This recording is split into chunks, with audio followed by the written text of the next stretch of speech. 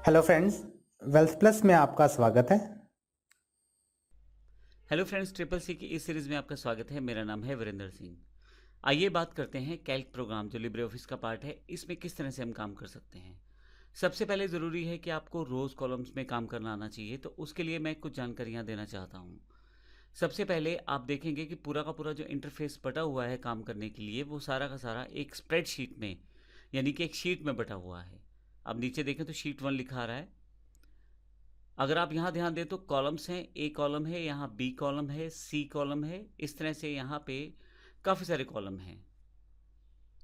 अगर आप सबसे लास्ट कॉलम देखना चाहते हैं तो कंट्रोल के साथ राइट एरो दबाएंगे तो सबसे लास्ट कॉलम पे आप आ जाएंगे। ए एम जे के नाम से हमारे पास सबसे लास्ट कॉलम है। फिर से कंट्रोल के साथ अगर मैं लेफ्ट एरो दबाऊं तो वापस A1 पे आ जाऊंगा, यानी कि सबसे पहले आ जाऊंगा। अब हमारे पास जिस तरह से कॉलम्स हैं B C D, आप देखेंगे अल्फ़ाबेटिकली इनका नाम दिया गया है ताकि आपको आसान रहे याद रखने में। इस तरह से रोज़ हमारी जो है वो नंबर्स में दी गई हैं, 1 2 3 4। तो इस तरह से अब यहाँ रोज़ में जब आप यहाँ साइड पे क्लिक करते हैं तो सिलेक्ट हो जाती है पूरी की पूरी रो, तो वो दिखा रही है रो कौन सी है। तो इस तरह से रोज़ और कॉलम्स मिलते हैं तो आपके लिए बहुत सारे हज़ारों सेल्स बना देते हैं। हर सेल का एक एड्रेस रहता है और उस सेल में आप आसानी से काम कर सकते हैं। तो अगर मैं यहाँ बताऊँ आपको तो ये मेरा जो सेल है D5 है।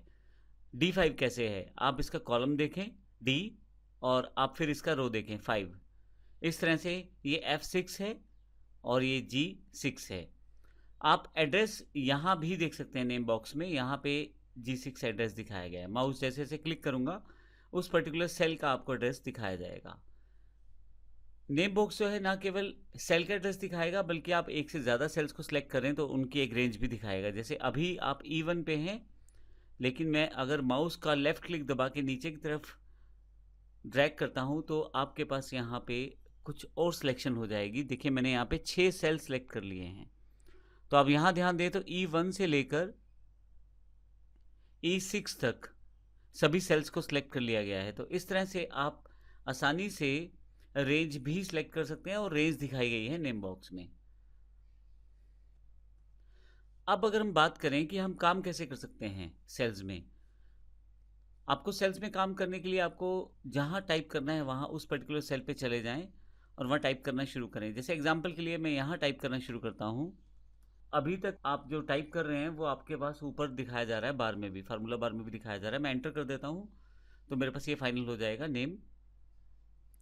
अगर मुझे चेंज करना है और यहाँ मैं चेंज करना चाहूँ तो मुझे इसके लिए डबल क्लिक करना पड़ेगा।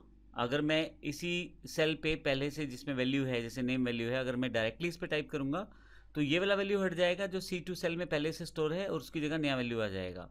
लेकिन अगर मुझे इसी में मॉडिफाई करना है तो फिर मुझे डबल क्लिक करना पड़ेगा। देखिए जैसे मैं यहाँ पे जैसे ही माई टाइप करता हूँ, प्रॉब्लम ये है कि पहले वाला कंटेंट हट गया है, तो एस्केप कर देता हूँ, वापस आ जाएंगे, नहीं कि वो कैंसिल हो गया। तो इसका अर्थ ये हुआ कि अगर आप किसी सेल में कुछ इंसर्ट करना चाहते हैं, कुछ वैल्यू डालना चाहते हैं तो आप डाल सकते हैं नॉर्मल टाइप करके, लेकिन अगर आप उसको बाद में चेंज करना चाहें तो डबल क्लिक करें। ये देखें आपके पास कर्सर आ गया है यहाँ पे, मैं यहाँ कुछ भी टाइप कर सकता हूँ और आप डबल क्लिक के बजाय F2 बटन का प्रयोग कर सकते हैं। F2 शॉर्टकट की है, F2 से भी आप आसानी से एडिट कर सकते हैं। तो अगर मैं डिलीट करना चाहता हूँ तो बैक स्पेस दबा के यहाँ से मैं हटा देता हूँ एक्स्ट्रा वैल्यू, तो नेम मेरे पास यहाँ पे आ जाएगा। इसके अलावा आप चाहें तो इस फार्मूला बार जो ऊपर दी गई है यहाँ भी क्लिक करके आप चेंज कर सकते हैं सेल वैल्यू में। ये देखें, तो आप कहीं से भी चेंज कर सकते हैं। मैं डबल क्लिक करके अब यहाँ से सिलेक्ट कर लेता हूँ, इस टेक्स्ट को हटा देता हूँ, तो इस तरह से मैं किसी भी सेल में वैल्यू इंसर्ट कर सकता हूँ। नेम, रोल नंबर, हिंदी,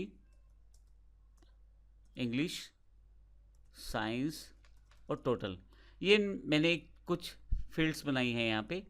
अब ध्यान दीजिएगा, अगर आपको कहीं पे मूव करना है तो बड़ी आसानी से एरो की के साथ मूव कर सकते हैं। ऊपर एरो की से आप ऊपर वाले सेल पे चले जाएंगे, लेफ्ट एरो की से लेफ्ट सेल सेलेक्ट कर सकते हैं, राइट एरो की से राइट सेल्स, और डाउन एरो की से नीचे वाले सेल्स पे। तो बड़ी आसानी से आप इसमें सेल्स में मूव कर सकते हैं एरो की के साथ। तो अब मुझे टाइप करना है, नीचे आ जाता हूँ, नेम में मैं टाइप कर देता हूँ। तो अब देखिए बड़ी आसानी से मैं यहाँ टाइप कर पा रहा हूँ।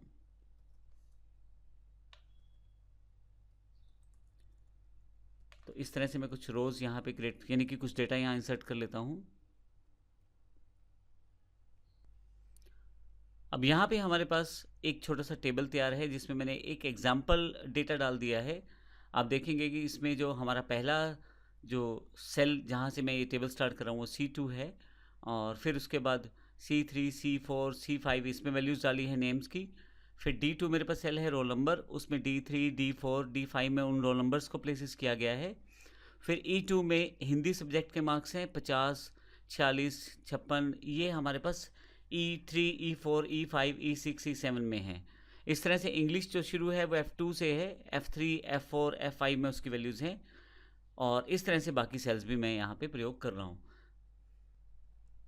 अगर हम सेल्स की बात करें, कॉलम्स की बात करें, रोज़ की बात करें, तो हज़ारों यहाँ पे रोज़, कॉलम्स और सेल्स यहाँ पे हैं। मैं अगर कंट्रोल के साथ राइट एरो की दबा दूँ तो सबसे लास्ट कॉलम पे पहुँच जाऊँगा, AMJ पे।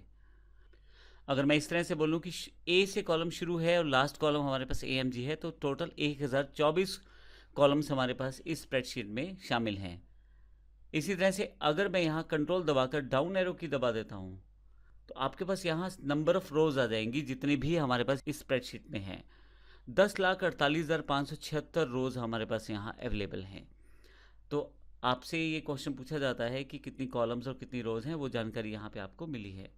डिफ़ॉल्ट रूप में आपके पास एक सिंगल शीट रहती है।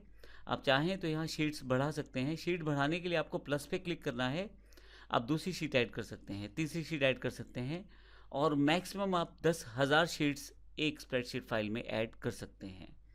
तो इस तरह से हमने एक इंट्रोडक्शन दिया है, एक हमने स्प्रेडशीट के प्रोग्राम को देखा है, कैल्क के प्रोग्राम को देखा है जिसमें हम टाइप कर सकते हैं रोज़ क्या है, कॉलम्स क्या है, और बेसिकली हम उसमें किस प्रकार से काम कर सकते हैं।